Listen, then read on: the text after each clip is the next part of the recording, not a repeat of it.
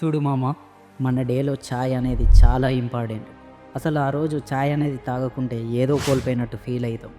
కానీ మనం తాగే ఛాయ్ విషంలాగా మారి క్యాన్సర్ని తీసుకొస్తే ఇంకేమన్నా ఉందా? ఛాయ్ వల్ల క్యాన్సర్ ఏంటి అని అనుకుంటున్నారా? ఒక్క నిమిషం ఆగండి. చాలామంది పేపర్ కప్పులో ఛాయ్ పోసుకొని ఎంజాయ్ చేస్తూ తాగుతారు. కానీ అందులో ఉండే ప్లాస్టిక్ గరిగి మన కడుపులోకి ఛాయ్ ద్వారా వెళ్తుంది. అది ఛాయ్ కాదు, మనం తాగే వేడి వేడి విషయం.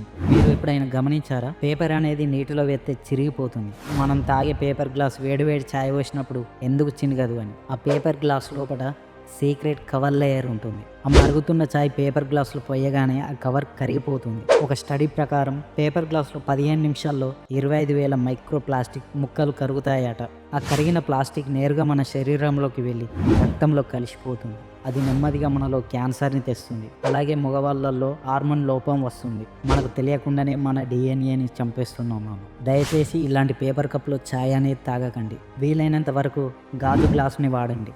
ఇంకా ఎవరైనా పేపర్ గ్లాస్ వాడితే వాళ్ళకి వీడియోని షేర్ చేసి సబ్స్క్రైబ్ చేసుకోండి.